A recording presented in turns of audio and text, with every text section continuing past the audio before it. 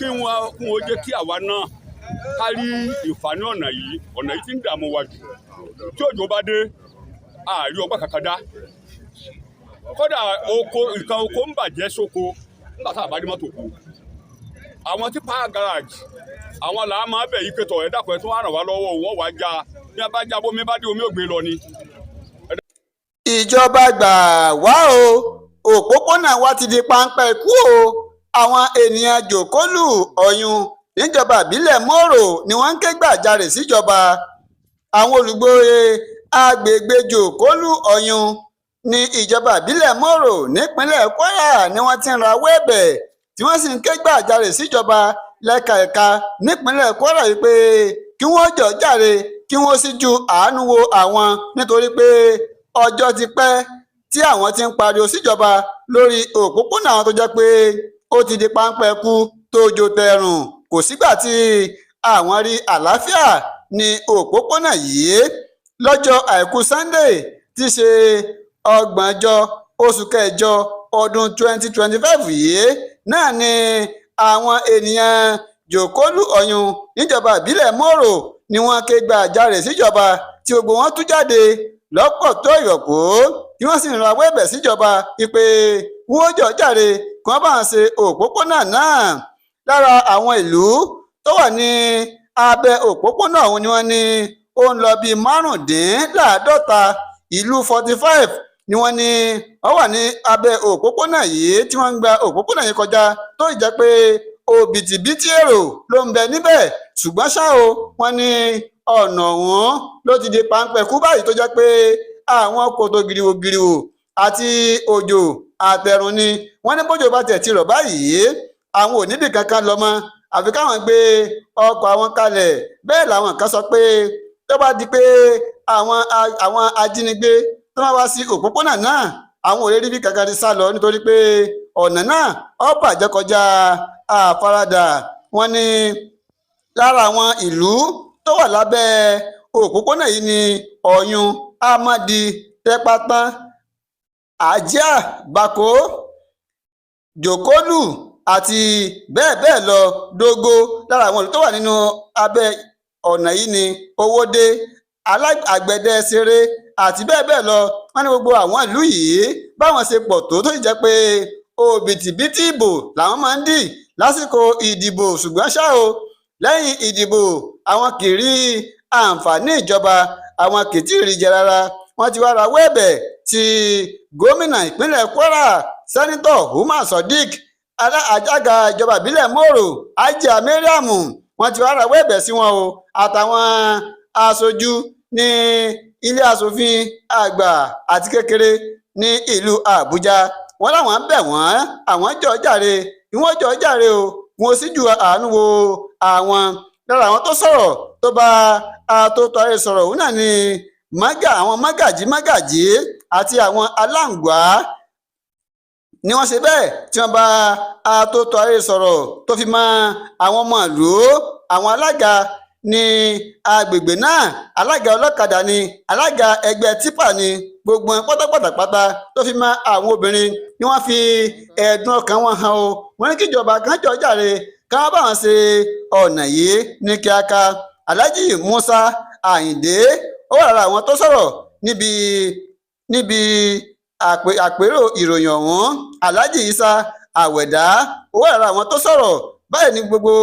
àwọn tọ́rọ̀ kàn àwọn lókọlókì àti àwọn aráàlú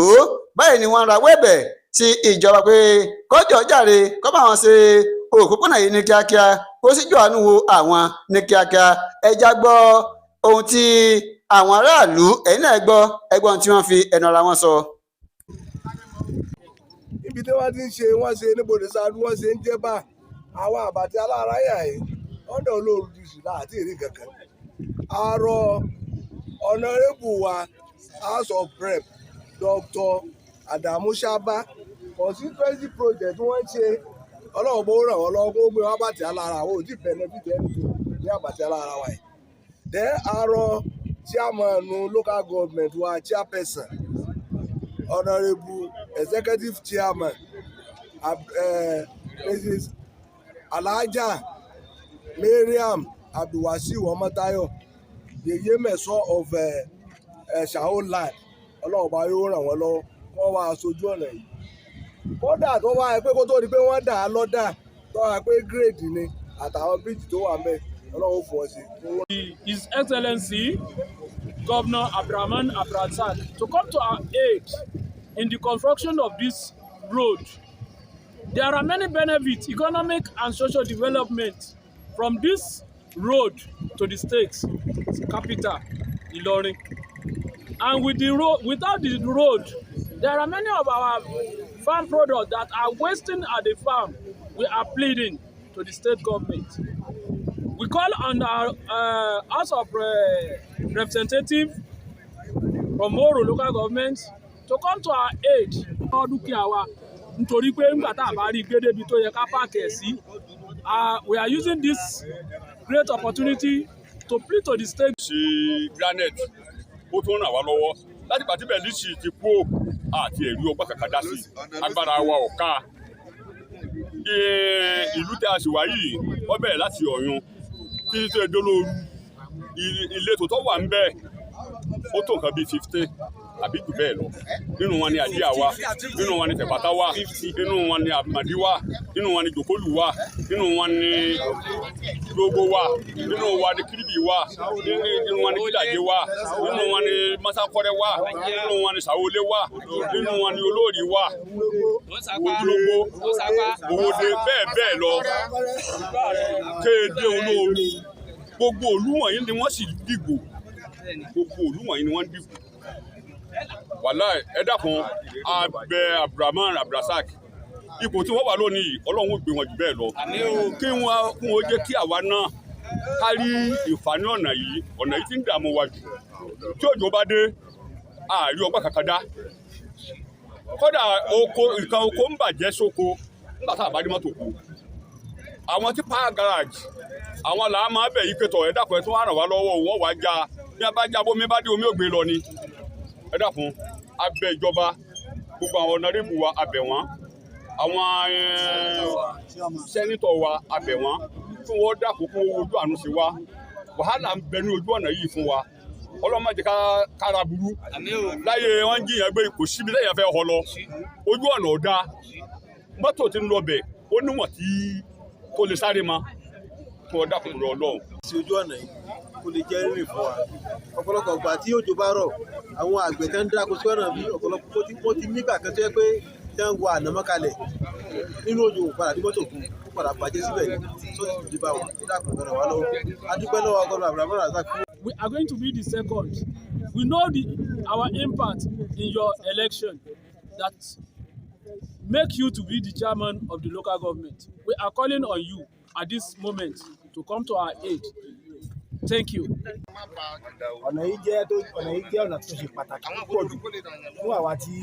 à ń gbé ní agbègbè yìí. It's an access road from Ọ̀yún Tipa Garage to Oloru Deba Express Road, and it comprises a lot of communities, more than 30 as people have been said since morning. And the most important thing is that during the rainy season, we normally have a lot of problems, especially there's a bridge over there. That bridge is very dangerous when it's rainy season. When you Gbogbo àwọn bàbá tí Ọlọ́run ti lè kàn sọ̀rọ̀ ọ̀rọ̀ gidi náà ti sọ abẹ́lẹ́ pẹ̀lú àánú rẹ̀ àǹfààní rẹ̀ àfihàn àpàṣẹ rẹ̀ àfihàn ojú ọ̀nà ó ní í ṣe pẹ̀lú ìṣẹ̀mí ayé ẹ̀dá púpọ̀ táìmù mi máa wà tó yẹ pé alọ́sibítù tíjọba fún wa tá a lè mẹ́ǹtì rẹ̀ ṣùgbọ́n táìmù mi tá a bá fẹ́ gbìyànjú láti inú lẹ́ni tó wà nínú oyún tí ilé wọn táìmù ẹ̀ ti tó tá a lè fẹ́ gbé jáde báwo la fẹ́ rí gbé jáde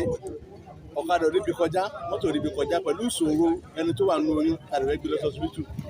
àtàwọn nǹkan oko àtàwọn nǹkan míì oríṣiríṣi even gan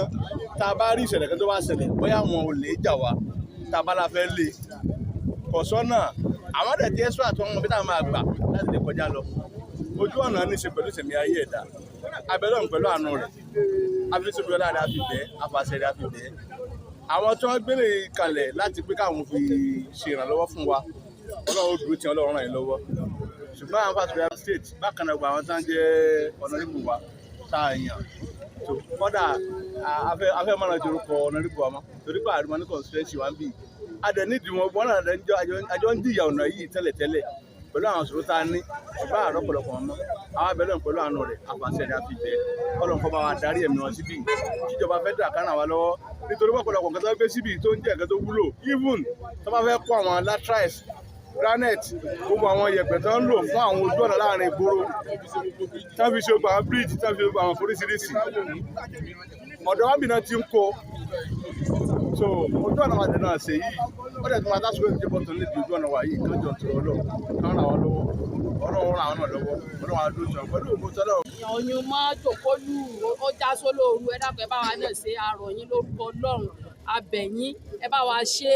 ẹ dákun ẹ bá wa ṣe bẹ́ẹ̀ tí ń ṣe ti gbogbo ẹ̀ tí ń já sáyọ̀ ẹ bá wa ṣe lẹ́yìn náà kínú wa náà dùn ní àbàtì alára ọ̀yún jòkólù gbogbo ẹ̀ lẹ́lẹ́kọ̀ọ́ olóoru ẹ dákun ẹ bá wa ṣe ẹ dákun àròyìn òjọba Abraham Abdulrasaq Kiripi gbogbo ẹ lọ báyìí ẹ dákun ẹ bá wa ṣe àròyìn o Ọlọ́run ó fún yín ṣe o. kàtàn ó lọ já sí Kwara Poly ó lọ ara ó lọ dáadáa ọ̀nà pọ̀ níbẹ̀ gan ó lọ sí general ó já sí general so ọ̀nà pọ̀ níbẹ̀ gan gbogbo nǹkan tí wọ́n sì fi ṣe àwọn nǹkan ọ̀nà bíbí ni wọ́n ti ń kó jáde so a rọ̀ wọ́n kán dákun kán bá wa ṣe ọ̀nà yìí tójò bá ti rọ̀ ọ̀nà yìí ò dáa àkín rí mọ́rúwá gbé wọlé àkín rọ̀kadà gbé wọlé ẹ dákun tó lọ Ọlọ́run abẹ́ ìjọba Abraham Abdulrasaq kán bá wa ṣe Ọlọ́run.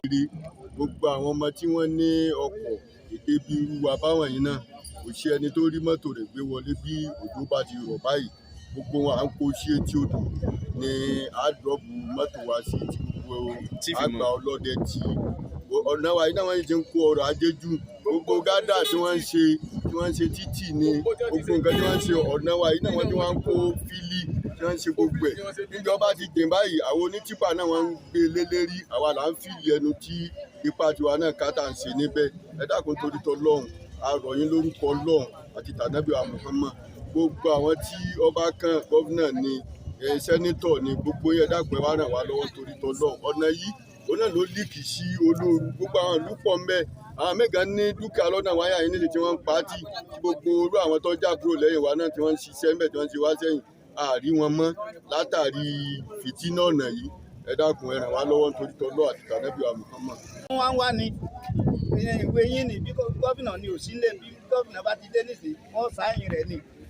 àárín kankan lẹ́yìn rẹ̀ níjó ní ìgbọ̀n èyí tí rí yóò tó bí oṣù méjì àbí mẹ́ta nísìnyí wọ́n wá tí wọ́n yan sọfátọ̀ wáyà yìí tí wọ́n wá rìn láti yà yìí wọ́n ń pé jẹ́ ìpolú wọn ò tí ì mọ̀ wọ́n ń pé àmọ̀tí wọn ò sì máa nìkan kọ́dà ẹni tá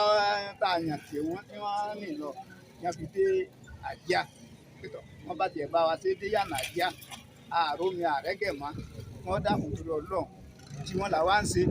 látàná wá tí wọ́n là ń ṣe bí tí wọ́n bá ń lọ làwa náà ń lọ wọ́n dákun wọ́n mọ́ dà wá nù bí omi ọbẹ̀ dákun àbẹ̀ wọn lórúkọ Ọlọ́run a ní